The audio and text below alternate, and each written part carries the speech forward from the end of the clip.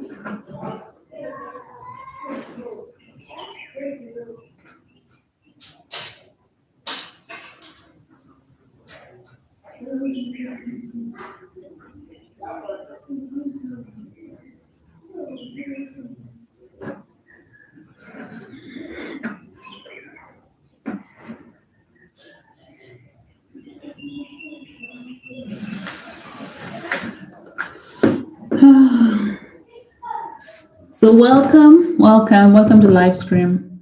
Today we'll just be talking about children and their bonds, children and their beautiful lives, the crazy things kids do. Yeah, so ask me whatever.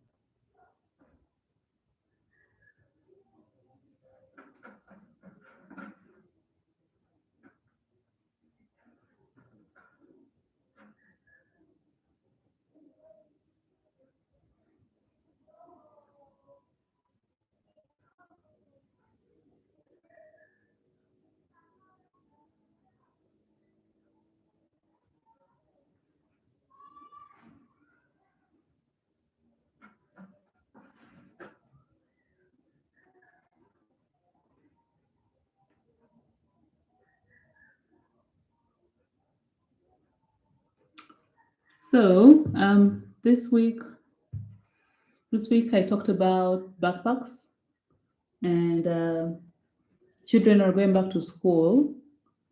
You know, some have gone back, some are going back in a few days to maybe a week or so. And backpacks are such a big talk, and it concerns parents because they worry that these things contribute to maybe children's back pain, or they contribute to like deformities of the back. Of course, I try to clear it up that there's no literature that supports the theory that backpacks are associated or lead to scoliosis. But it's something that always comes up, parents just being worried that I hope this bag they're carrying with their books every day is not what will contribute to the back curving or something. Also today, I'll actually posted a video on posture and the effect of posture on the back. I mean, we know kids sit in all kinds of ways. Sometimes I find them sitting, with their backs so curved that you're like, oh my God, this is going to lead like to a permanent problem. And still trying to clear it up that there is no correlation between posture and permanent back damage. Sometimes the way they sit can lead them to getting certain postural, appearances of their backs, but nothing permanent for sure. And the goal is to just have them be comfortable and learn how to, change positions from time to time so they don't strain themselves. But overall, just be comfortable. Yeah. So yeah, there's a question that what is the difference between genetic rickets and immunodeficiency rickets? So genetic rickets, like someone is born with it, so they are born with the bones having deformities right from birth. And typically there is someone in the family who already has it many times. So we call it familial rickets. And their deformities they're quite more rugged. And while for nutritional deficiency, these kids are born okay. And then particularly around the time after they've started weaning, where they've been like weaned off where they're like weaning off the breast milk and starting to feed like normal feeds, many of them, that's when we see them developing the rickets. It's something very common here in Uganda because, of course, there's the disparities on how people get their feeds, what they'll feed the children. Many people think that what we have for lunch is good enough for the kids as well. It's different for the children who have like their food prepared just for them and eating within time. Many children, many babies, many kids will like follow the schedule of what the family is eating, and then they'll eat at that time, whether it's good for them, or whether it's like great for their growing bones or not. Yeah. So yeah, it's very common. The beauty of nutritional rickets is that it's almost 100% reversible if it's caught early. Typically, supplementation of vitamin D and calcium is good enough to fix the problem. Familial rickets, on the other hand, is a little unique. They have these deformities, for life, but they can be corrected. Many a time, they are corrected with surgery. Even though it can also be made worse by the presence of like a nutritional deficiency.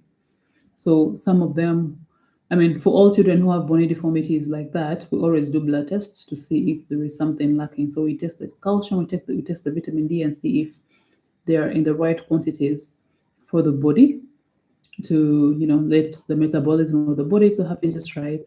And if there's any deficiency, then they are given the supplements. If there's no deficiency, then we manage the deformity typically surgically. Does rickets relapse? Relapse like come back? I'm assuming that's what you mean. Yes, if we correct it, but then the body continues to be deficient, then the child could get rickets again. So interestingly, we think of rickets as the deformities of the bones, the bending of the bones, and all these things, but it's more than that. Rickets does affect the cognition, so it might lead to children having their development being slow, and also just affect how smart they are. So it's beyond just the bones. Rickets does affect every part of the child. It can cause them to maybe learn to do things much later. Like a child who should possibly be able to walk at 1 year would end up walking at maybe 1.5 or 2 years, because it does play a big role in the development of the child. The child will have frequent fractures, the child will be sickly, and their cognition might suffer. Yeah, so once it's treated well, it shouldn't. But if the child continues to be deficient of those things that they need, the rickets will definitely come back.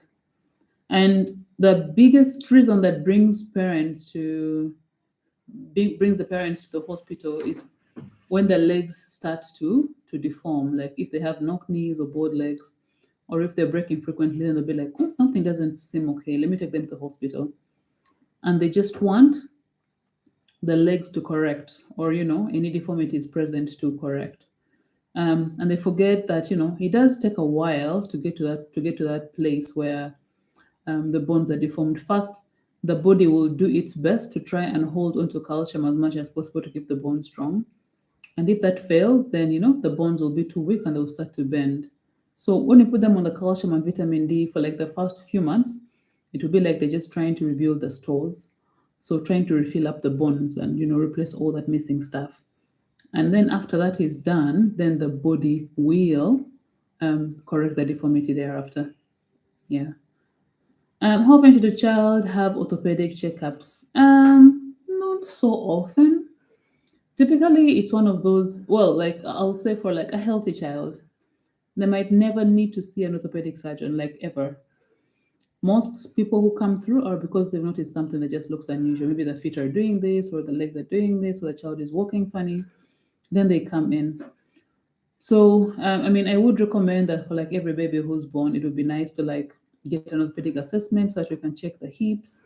We can check for, those feet conditions that are easy to miss, and just reassure the parents because there's just so much out there, like, grandparents, aunties, and all who look at the kids' feet and like they're like, oh God, there's something wrong. And so just coming in to have like, an expert opinion and have that checked out and just reassure them would be great. But so I won't say this is something you should do frequently. I think it's on a need to see basis. If the child has orthopedic issues, that's a different story altogether. That is guided by the symptoms that they have that do warrant a checkup. At what age should kids stop toe walking? So most of them will toe walk until um, about 3 years, maybe. Most kids should stop toe walking by the time they're like 3 years. But many of them are like toe walk a bit and don't toe walk. For many, it's just something. It's a mannerism, something that is just a part of them, and just something they enjoy to do. But we like, according to literature, it's something that they like sort of tend to outgrow after 3 years. There's something called idiopathic toe walking where someone just walks on their toes. There's nothing wrong with them, but they just walk on their toes because they just find it more comfortable there. We tend to see it a bit in children on the autistic spectrum. But it doesn't mean that every child who toe walks is autistic, but we tend to see more children with autism tending to toe walk. But it's many times a harmless thing. Yeah. So if they can walk on their toes and then go back walking fully down on the foot and then walk on their toes, it tells us that it's okay. There's some children who walk on their toes because they have like underlying neurological conditions. So children with like conditions like cerebral palsy, Duchenne muscular dystrophy, or conditions that cause a bit of tightening of the muscles of the calf can predispose to like, I'll call it quote unquote the not normal toe walking. So that is one like we watch out for. And those ones tend to like be on their toes, period. Like they rarely come down to step fully down on the ground. Yeah. So apart from changing the child's diet, is surgery needed? Sometimes, yes. But because many children do improve, like many the symptoms, particularly the bony symptoms, do change once we supplement them and put them on a good diet. We don't recommend surgery as the first thing. So we'll advise them that, what, if this doesn't correct, we can always do surgery to make it look better, or sorry, to correct the angulations in the legs. But it's not like the first thing we like put out there. We actually really emphasize the need to do the supplements and the need to make modifications in the diet to try and get the bones to have enough stock. And if they remain with any residual deformity, then we can do surgery. So in addition to supplementing them, we also like get them to see a nutritionist who will like go over like the diet of the child. Like, so they'll have like a quick one with like the family and be like, oh, what does the child have for breakfast? What does the child have for dinner? What does the child like that? And once they discuss all that out, then they can identify where the gaps are and then advise them on what they can do to like replenish what the child is missing out on in a manageable, way. Many people who tend to suffer from nutritional rickets also end up most of the time are the people from like a low socioeconomic status. So it's important to like when we're recommending that, if that take into account, like can they afford it? Because they're telling them like, oh, the child should have eggs every day, but can they afford the eggs? They're barely affording water, or they're barely affording any of the basic needs. So sitting them down, the nutritionist can help assess how are they economically, what can they afford, and how can we use what they can afford to improve the health of this child. Yeah. Sometimes um, you'll see things like where children are like put in braces to try and correct the legs. That is not like, well, for rickets, we don't like really recommend that. The biggest thing we recommend is making sure that they are supplemented, right? Because we can be distracted by the appearance of the legs, or like, oh, the legs are bent or the legs are doing that, and forget that this is just a symptom of a bigger problem. So identifying that there's a deficit that needs to be filled and taking care of that is more important, and then we take care of that, and the result is getting corrected legs. Yeah. Are there any exercises that can improve posture for kids that carry heavy bags? Yes. So um, exercise is great. In fact, I am very pro exercise for children, because many children who actually tend to get these things are also like the less active children. But if we're talking particularly for like backpacks, there's exercises for like core strengthening, um, exercise for core strengthening, exercise for like the upper extremities. Most children are able to like to do most of these. Most active children are able to do most of these things from just play. So just incorporating play into their day-to-day life helps them, strengthen these respective muscle groups. But that is something that if a child came in and they were having like issues with that, we send them to the physiotherapist, and they're told like posture exercises together with like core strengthening exercises and upper body exercises. Yeah. But the goal should be to try and prevent than treat. So if they can be told, if the bags, if there can be modifications to see if they can have a bag that is not so heavy, or like I talked about recently, get a trolley bag that can help alleviate some of these problems. Then are all board legs rickets? No, no. So most children between about like 0 to like 2.5 years, sometimes 3, have a bit of bowing in their legs, and that's just normal. When they start to stand, the legs will bow out a little bit. So that one is like completely normal. But rickets, so rickets is deficiency in vitamin D and calcium in the bone, predisposing them to the bowing. So these legs bow out because they are weak. It's like a stick that is carrying something heavy, like heavy branches, and then you can take the weight and then it bows out. So these bones weaken out, and they can be either bowed or knocked. Though we tend to see it more, we tend to see more bowed legs than knock knees for rickets, but it can be either way. But if you see like bowed legs, it's not always that they have rickets. Yeah. What's the best way to explain an orthopedic condition to my child that's dealing with one? I think you'd need to tell me like what condition it is. But let's say it's a broken bone. I think you tell them that, oh, your bone is broken. I think it sort of depends. Like I need context for this one of like, what condition is it? Because I think all of them call for like different kinds of explanations. Yeah. At what age does rickets usually show up? So many times it's like around that time where they're like weaning off of the breast milk and they're starting to like eat normal feeds. Many times that's where they start to develop symptoms. They may not even like show symptoms at the time, but then like the body may start to feel the deficit.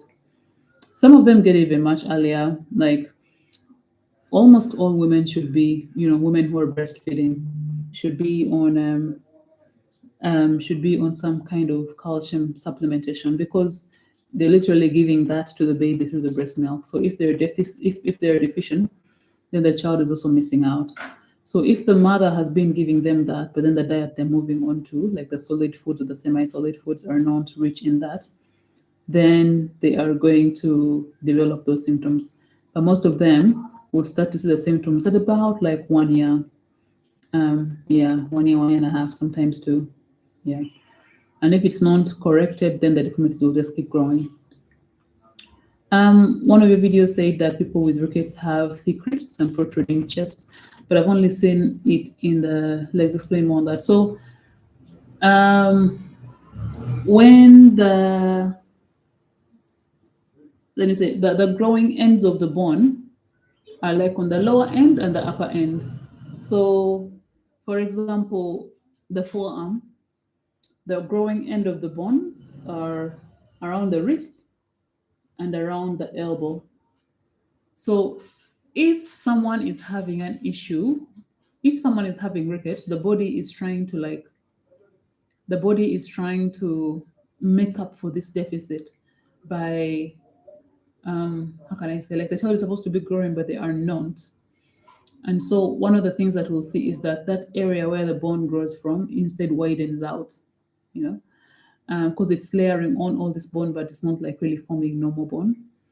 And so anywhere where there's where bone grows from will sort of widen out, and that's why we see the chest protruding out, because there's those areas where the ribs grow from also sort of start to widen out. There's you'll see it at their ankles as well. The ankle joints would like sort of widen out. They'll look like full big ankles.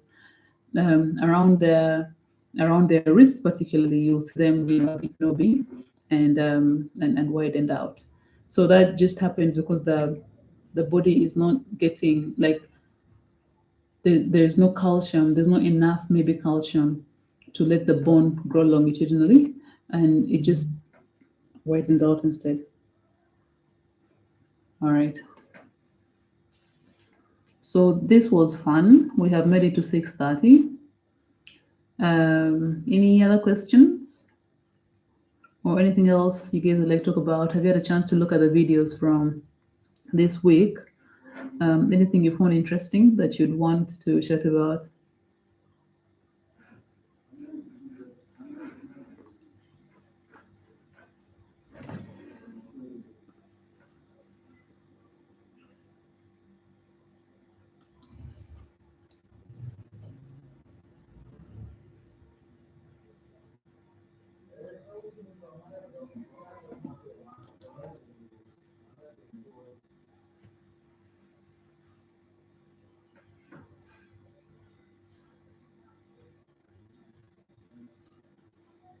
Oh yeah, so that's another question from Jen. Is if a child is born with rickets or has rickets, once treated, will they get back to normal height? Interesting one. Yes. So if they are born with rickets, there's always a predisposition to be of short stature. That's just because the bones are just not growing at the normal rate that they should. So there's like inhibition in how tall the bones should get.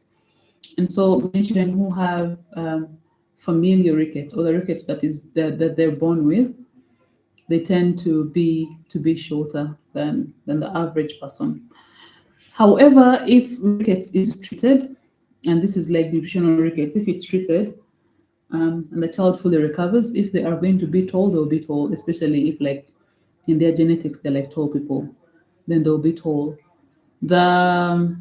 The issue though happens when like it's treated a bit later. Well, they're like say they've had rickets for like 8 years. it will take time to refuel that stock that has been up there for that long, and many times they might not be able to catch up. So yeah, many of them might end up still being short, or shorter than the average person in their family. Yeah, but yeah, if it's called early, they're able to catch up. But if it's called later, then they do get challenges with catching up on that.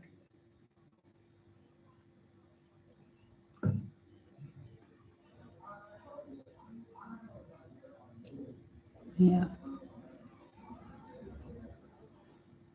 All right. So this has been fun. We'll leave it at that today, and let's meet again next week on Thursday.